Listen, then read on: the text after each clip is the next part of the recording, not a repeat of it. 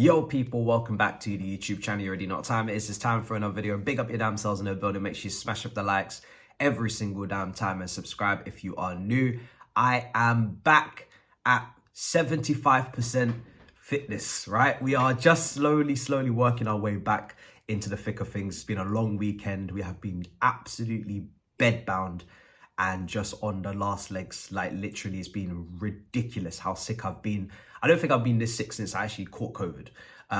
But yesterday, DR Sports, Big Six, light training, bit of jogging, 10 minutes here, 15 minutes there, putting a couple of tackles. Today, we're doing a half, might be a watch along later for the Arsenal game. And then tomorrow, we hope to do a full 90. But let's get straight into it. What is this video called? It's Chelsea's deadline day predictions. Emphasis on the word dead. Listen, I have been watching over the weekend to see if anything serious would happen, anything tangible, to see if I'd have to react. And absolutely nothing has come through. Nothing has happened. Like, let's be honest. On Broja, first of all, Chelsea put their asking price at something insane, right? 50 million was the first kind of mark that they wanted to put him at because of Hairline and his fee. Now, regardless of what you think of Hairline and in comparison to Broja, I always said interested clubs will dictate the price, not just the player, not just the market. If you have broke boys coming in, they don't have the finances, the capabilities, the facilities to pay record fees, to pay 50 million plus for players like this. So you have to bring that asking price down to something that they can afford. Manchester United, who are known for wasting money, Chelsea also, we are not the clubs that are interested in Broja. It is your Wolves and your Fulham. And Fulham and Wolves are not going to pay 50 million. So the price always had to come down. Now, it looks like they want to try and take him on a loan deal. Chelsea today, Fabrizio has confirmed that Chelsea rejected a loan offer from Wolves. And there was no real obligation to buy in there. And that's what Chelsea want. Chelsea want an obligation to buy, I think of around, it seems to be 35 million. And then they'll let him go on loan. And Chelsea have the reports have been that Chelsea are willing to let Broja go without anybody coming in as a replacement, which I think is absolutely ridiculous. And I just get that off the bat. Chelsea cannot afford to let Armando Broja go out on loan or on a permanent without a replacement. Our striker situation is as such. Action Jackson, right, is on his way back home on a flight from Senegal coming out of the AFCON. And Nkunku is not a striker. And his best position is not a striker. But not only that, he is extremely susceptible to injuries right now. And he's not fit and he's not available. And there's no counting that when he comes back, he's going to stay in the team and not get re-injured again. You can't go into the rest of the campaign with just Jackson as your striker and Washington, who doesn't get any minutes and clearly isn't ready. I'm not even calling for Washington to play games anymore because let's be honest, no one knew who he was before he arrived. He's 18. He just probably is not ready. Like, he's just not ready. And Pochettino's probably seeing him day in, day out in training and saying, I don't know where or why you brought in this player for 20 million before I arrived, but he's not ready, right? And it's the same as a Datra Fofana, who's now out on loan at Burnley. Let's be honest, the strikers that we have at this club are relegation riddling strikers. Like, they are strikers that would play for the bottom 6, 7 clubs in the league and would try to get double digits to get them out of the fight for life. And that's what we have. Broja has 6 goals in 32 games for Southampton. Obviously not all starts, but that's his Premier League record and his best spell.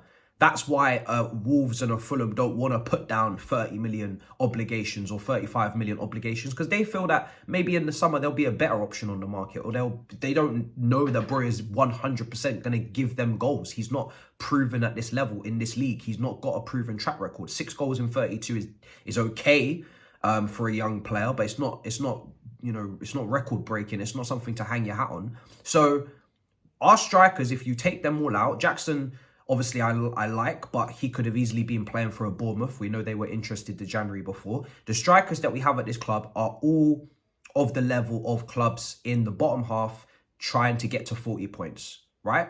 That's just plain and simple. So there's no reason for any of us to be looking at the manager thinking, why is he not using this bottom half of the league 18-year-old who needs to be out on loan in the Championship?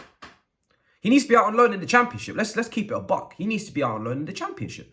And he's not. He's here, but he's not ready. He's probably not ready. So yeah, striker situation's a mess. It's not what I wanted coming into this window. I wanted a massive upgrade on Broja to come in, even on a loan. We know Benzema's not happening. If you can't get anybody in, nobody goes. It's as simple as that. I've been hearing about Braithwaite. That brother sounds like bread, Hovis bread. Do you know what I'm saying? I'm not really interested in that one. Broja, his contract is long, right? His contract is long. He's not running out of contract like Conor Gallagher. There's no rush. We don't have to sell him in this window, or we're never going to see any money for him again. His market value is low anyway. So it's not like as if we're maximizing his current market value. Is he being good enough in this spell? Absolutely not. He's not proven anything while Jackson was away, which is why I was happy to let him go if someone comes in. But you can't let him go if someone's not coming in. And his market value is not high anyway. So listen, you maybe go to the end of the season, loan him out, maybe in the summer, or sell him then. But yeah, you need to get that market value up anyway. So it's not like as if we're in a great position. Also, so that one, I don't think he's going. That's my prediction. I don't think he's going. And I don't think really we can let him go because we ain't got no one else coming in. Now on Gallagher, I've been sitting on the weekend and I've been just seeing preparing offers. Spurs are preparing. Spurs are preparing. I'm thinking, what kind of meal are they preparing? Like, these men have got the Gallagher bid in the freezer, in the fridge, you know, marinating over nights and nights and nights and days and days and days. This bid has been preparing for forever. I can't wait to see it. It's not coming. This bid is not coming. Let me make this clear. This bid is not coming. Do you want to know why? Because Tottenham know they're not getting him. Not only are they not desperate for him in the positional sense, they got not Malang, I wish they had Malang Sarr. They've got Sarr, they've got Højbjerg, they've got Skip, they've got Bentancur, they've got Basuma. They've got 5 midfielders minimum for 2 positions. It's not a need. And if you could say, okay, maybe he could play in the 10, okay, right. Back up for Maddison, right? Not an absolute must to go and splash 50 million. But the most important thing is Gallagher's not going. Gallagher has already shown he will reject contract offers from clubs if he's not willing to go himself. He's not just going to leave just because we want him to leave or the board want him to leave. Now, the Gallagher situation is so simple to me. The manager is playing him. The manager values him. The board clearly disagree with that and they want him to be sold. They don't value him as highly as Pochettino. They see pure profit. They see a fantastic balance sheet. You can see whatever you want. Take it from a blind person. You can see whatever you want. Brother, if he doesn't want to go and he's playing under the manager that you've hired and he's not being sacked, there is no reason for him to pick up anything. There's no reason for him to pack any bags, any toothbrushes, anything and go anywhere. His contract runs out in 18 months. Until those 18 months are up, he is perfectly entitled to sit here at Chelsea, pick up his wages and play games and wait to see if you're going to panic, if you're going to break first. Because we saw what happened with Mason Mount. They will sell you with a year left. But Conor Gallagher is playing. And Mason Mount probably would have played under Pochettino as well. But he had offers from Manchester United. Conor Gallagher doesn't have offers from Liverpool, Manchester United, you know, and talking about clubs interested, like Mason Mount had clubs interested of that ilk. Conor Gallagher, his best offer so far has been Tottenham. But that's a very, very close and deep-hated rival with Chelsea. And he loves Chelsea and he loves the Chelsea fans. So he's a fan favourite in the ground. He's playing. So why would he leave in January? Mid-season. I don't even want him to go mid-season, right? I've been up for selling him previously, but not mid-season. So you take a look at the situation in the summer, but Tottenham, there is no point putting in a bid because even if Chelsea accept, he will reject. And if he decides that he's not going to go in the summer as well, and Pochettino is happy to keep him, obviously he is, and he's going to keep playing him, I would love to see if this board are going to let him go for free because bet that this 150k that they don't want to pay or that he's demanding. I've heard this all before. I told you already, I'm not going to buy this whole Gallagher's holding the club to ransom rubbish. This is a PR briefing stunt, whatever you want to call it. But if he decides in November, December of 2024, all right, well, I'm still looking for the contract. You think you're still going to be struggling to negotiate? Are you going to let this £50 million asset leave for free? Or are you going to sign him up to a new extended contract and then play the game for the rest of his career? You're going to get him to sign a contract. This is one thing we've not seen with this board. We've not seen when push comes to shove on these players that want to leave, if they will actually force them to leave on a free, pure profit. high value players, you're going to let them go for free? Of course you're not. So Conor Gallagher is in complete control of the situation. He can reject any contract offers that come to his doorstep. He can stay at the club until the end of his contract. And I'm willing to bet that if he does go into next January with 6 months left and is able to talk to clubs, I can assure you Chelsea board will find a new contract for him, even if it is 150k a week, so they don't lose him on a free and protect their asset. So this is a non-story, has been the whole January window. He's not going to Tottenham. And yeah, simple as that. He won't be moving. So, and like I said, I don't want him to move because sometimes you just got to accept, regardless of whether you think he's now becoming overrated or he's still underrated or over disrespected. This is the same as the Mason Mount situation. I tried to run away from this rubbish, right? Let's just talk about the player from what we're watching. Is he perfect? No. Is he a guaranteed starter in my eyes for a top team, which we should aspire to be? No. Is he the perfect 10 or the perfect 6? No. He's an 8, he's in between. Is he a squad player that can come off the bench and impact games and see games out and give us that intensity and that energy? Yes. Is he a player that can start a few games and a few scenarios that kind of work for us in terms of a back and forth? Yes.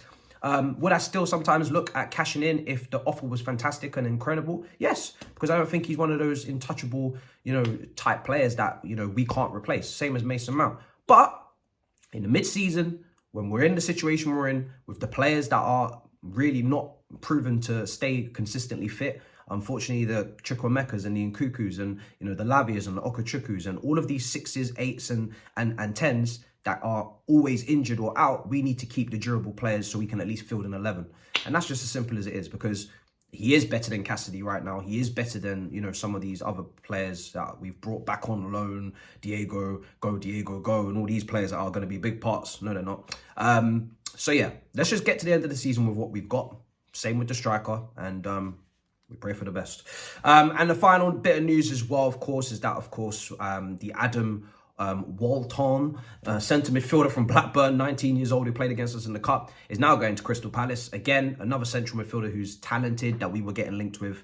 We apparently had watched Paul Winstanley, but again, regardless of how talented he is or how whatever he is, we don't need him. We have more than enough central midfielders. We have Andre Santos, who's probably going to have to return, of course, from the international duties, and he's a leader for that team, and he's press resistant, and he's a tempo dictator, and he's got a goal in him and a tackle in him.